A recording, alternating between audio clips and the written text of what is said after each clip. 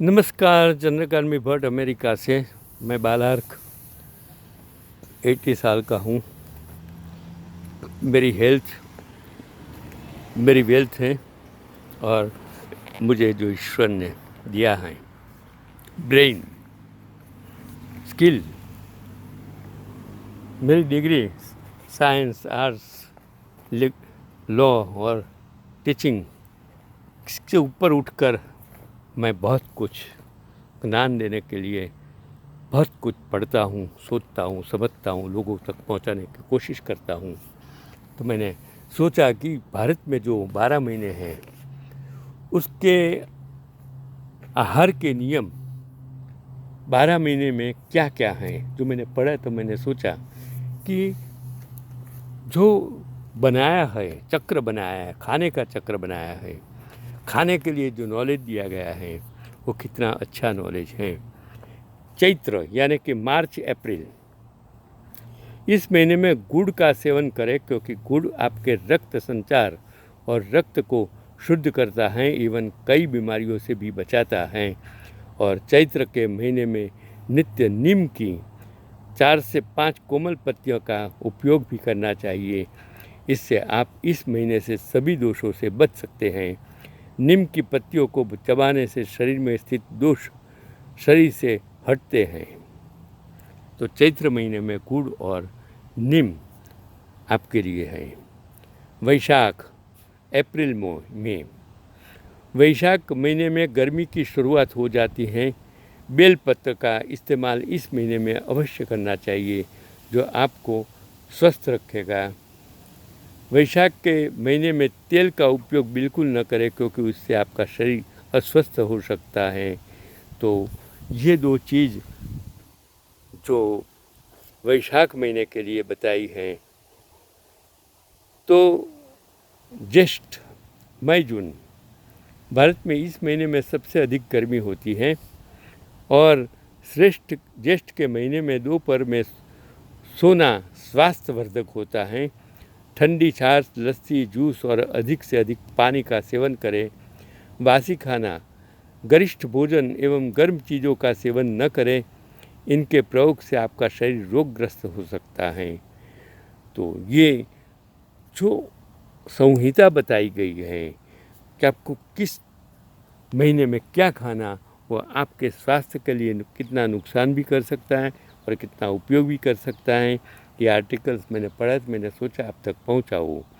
फिर आषाढ़ यानी कि जून जुलाई, आषाढ़ के महीने में आम, पुराने गेहूँ, सत्तू, जऊ, भात, खीर, ठंडे पदार्थ, ककड़ी, पलवल, करेला, बथुआ आदि का उपयोग करें।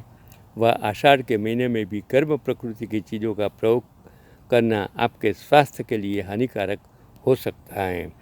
मतलब गर्म चीज़ें मत खाइए। जो गर्म महीना होता है उसमें गर्म चीज़ें की बजाय ठंडा अच्छा खाना ज़रूरी होता है। और श्रावण महीना यानी कि जुलाई अगस्त महीना, और श्रावण के महीने में हरडे का इस्तेमाल करना चाहिए। श्रावण में हरी सब्जियां का त्याग करें एवं दूध का इस्तेमाल भी कम करें। भोजन की मात्रा भी कम ले। पुराने चावल, पुराने गेहूँ, खिचड़ी, दही एवं हल्के सुपाच्य भोजन को आपको अपनाना चाहिए। भाद्रपद यानी कि अगस्त सितंबर, इस महीने में हल्के सुपाच्य भोजन, ये बमरी हैं शायद, मुझे सुपाच्य भोजन का इस्तेमाल कर वर्षों का मौसम होने के कारण आपकी जठराग्नि भी मंद होती है, इसलिए भोजन सुपाच्य ग्रहण करें। इस महीने में चित्ता औषधि का सेवन करना चाहिए। अश्विन, आंसू जिसे को कहते हैं, सितंबर अक्टूबर, इस महीने में दूध, घी, गुड़, नारियल, मनक्का, गोभी आदि का सेवन कर सकते हैं। ये गरिष्ठ भोजन है, लेकिन फिर भी इस महीने में पच जाते हैं, क्योंकि इस महीने में हमारी जठराग्नि तेज होती है। कार्तिक, वर्ष का पहला महीना, तो अक्टूबर नवंबर कार्तिक महीने में गर्म दूध, गुड़, घी, शक्कर, मूली आदि का उपयोग करें। ठंडे पेय पदार्थों का प्रयोग छोड़ दें। छाछ, लच्छी, ठंडा दही, ठंडा फ्रूट जूस आदि का सेवन न करें। इनसे आपके स्वास्थ्य को हानि हो सकती है। मतलब धीरे धीरे ठंडी बढ़ती है तो आपको ठंडा पदार्थ नहीं खाना चाहिए, उसका कहने का मतलब यही है। तो मकसर यानी अगहन, नवंबर दिसंबर, इस महीने में ठंडी और अधिक गर्म वस्तुओं का प्रयोग न करें। मागसर के बाद आता है पोष महीना कहते हैं, दिसंबर जनवरी। इस ऋतु में दूध, खोया एवं खोए से बने पदार्थ, गोंद से लाड़ू, गुड़, तिल, घी, आलू, आंवला आदि का प्रयोग करें। ये पदार्थ आपके शरीर को स्वास्थ्य अच्छा बनाने में काम लगेगा।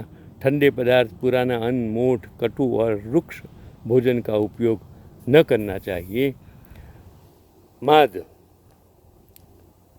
जनवरी फरवरी, इस महीने में भी आप गर्म और गरिष्ठ भोजन का इस्तेमाल कर सकते हैं। घी, नए अन्न, गोंद के लड्डू आदि का प्रयोग कर सकते हैं।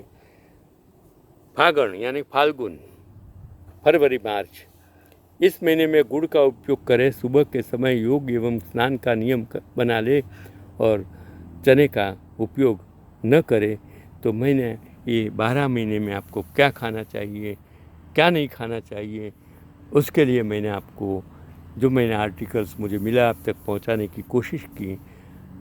आपको अच्छा लगता है आप फॉलो करें, न अच्छा लगता है तो दिमाग में से निकाल दो। अब मैं आगे की बात करता हूँ। जावेद अख्तर, उन्होंने बताया कि जब किशोर दा ने एक गाना गाया तो वो हैरान रह गए। उन्होंने कहा तब मैंने जाना कि किशोर कुमार आखिरी किशोर कुमार ही हैं। फिल्म सागर में कमल हसन, डिम्पल कापड़िया और ऋषि कपूर लीड रोल में थे और ऋषि कपूर के लिए किशोर कुमार और कमल हसन के लिए बाला सुब्रमण्यम गा रहे थे। और सागर फिल्म के गाने को रिकॉर्ड करने से पहले किशोर दा को हार्ट अटैक आया। किशोर कुमार हिंदी सिनेमा के ऐसे गायक थे जिनके हुनर की कोई सीमा नहीं थी। उन्होंने गायकी के साथ एक्टिंग भी की दुनिया में भी अपनी चमक बिखेरी। और वही 1985 में रिलीज हुई फिल्म सागर में कमल हसन, डिम्पल कापड़िया और ऋषि कपूर लीड रोल में थे। और फिल्म का एक गाना यूं ही गाते रहो कमल हसन और ऋषि कपूर के बीच फिल्माया गया था। और ऋषि कपूर के लिए किशोर कुमार दा और कमल हसन के लिए बाला सुब्रमण्यम गा रहे थे। और जावेद अख्तर ने इस फिल्म का एक किस्सा सुनाते हुए बताया कि उस समय टेक्निक इतनी विकसित हो गई थी कि अगर दो लोग एक गाने को गा रहे हैं तो वो अपने हिसाब से कभी भी आते थे और गाकर चले जाते थे। गाने को रिकॉर्ड करने के लिए दोनों का एक साथ होना ज़रूरी नहीं था। बाद में गाने को जोड़ दिया जाता था और डॉक्टर की सलाह पर गाते थे फिर एक गाना। सागर फिल्म के गाने यूं ही गाते रहो को गाने से कुछ दिन पहले किशोर दा को हार्ट अटैक आया था। वे पहले ही एक ही दिन में 2 से 3 गाने गा दिया करते थे और लेकिन हार्ट अटैक के बाद डॉक्टर्स की सलाह पर वे सिर्फ एक ही गाना गाया करते थे। वही बाला सुब्रमण्यम एक बेहतरीन गायक थे। ऐसे में सागर फिल्म का गाना किशोर दा और बाला सुब्रमण्यम के साथ गाना था। ऐसे में किशोर दा की हालत को देखकर जावेद अख्तर को लगा कि बाला सुब्रमण्यम कहीं ये कमज़ोर न पड़ जाए। अगले दिन जब किशोर दा गाने को रिकॉर्ड करने आए तो उनके जोश में कोई कमी नहीं देखने को मिली। बाला सुब्रमण्यम के साथ रिकॉर्ड किया था गाना। जावेद अख्तर ने आगे बताया कि जब किशोर दा ने यह गाना गाया तो वे हैरान रह गए। उन्होंने कहा कि तब मैंने जाना कि किशोर कुमार आखिर किशोर कुमार ही हैं। उनकी आवाज़ कभी किसी से आगे फीकी पड़ी ही नहीं जा सकती है।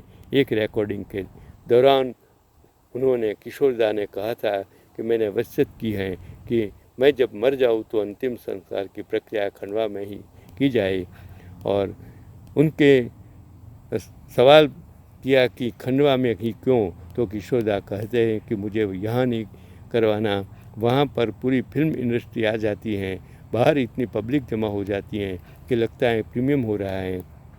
मुझे अपने मौत पर ये सब तमाशा नहीं करना है। मैं एक छोटे से शहर से यहाँ आया था और वही की मिट्टी है मेरे बदन की और वही वापस जाएगी। जैसा उन्होंने कहा था वैसा ही हुआ। खंडवा में किशोरदा की समाधि बनी हुई है। तो ये कभी कभी ऐसे लोग ईश्वर का वरदान होते हैं। और किशोर कुमार ये भी एक कुदरत की वरदान थी। प्रोड्यूसर, डायरेक्टर, एक्टर, गायक, संगीतकार, सब कुछ ईश्वर ने पत्नियां भी दी।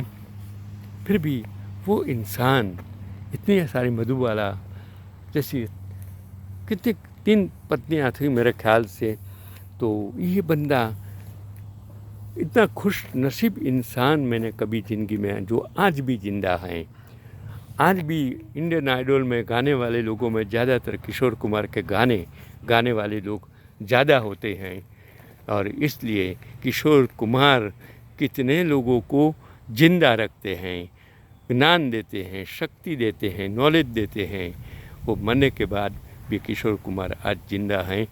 मैं किशोर कुमार को बहुत चाहता हूँ, उनके गाने को मैं चाहता हूँ। किशोर कुमार, रफ़ी और मुकेश इस ज़माने के मशहूर गायक, शायद ऐसी जोड़ी दुनिया में कभी पैदा नहीं हो सकती। उनके आवाज़ वाले लोग उनके पिक्चर के गाने गा सकते हैं, लेकिन किशोर कुमार, मन्ना डे, रफ़ी, महेंद्र कपूर, मुकेश कोई बन नहीं सकता। यही मेरा कहना है। आज का एपिसोड आप सभी को मुबारक। अच्छा खाओ, अच्छा सोचो, ईमानदार बनो, मेहनत करो, किसी को मदद करो, उसी का नाम तो ज़िंदगी है। चंद्रकांत भी भट्ट, बालार्क, अमेरिका से इस ग्रीनरीज के बीच आपको ये वीडियो बनाकर भेजता है। सिर्फ आपका प्यार चाहिए, सिर्फ आपकी दुआ चाहिए। 80 साल का हूँ, कितना साल जीऊँगा मुझे पता नहीं है, लेकिन मेरा ये वीडियो किशोर कुमार की तरह जिंदा रहेगा यूट्यूब पर। मैं यूट्यूब को, फेसबुक को सलाम करता हूँ, जहाँ मेरा वीडियो आप देख सकते हो। नमस्कार, चंद्रकांत भी भट्ट।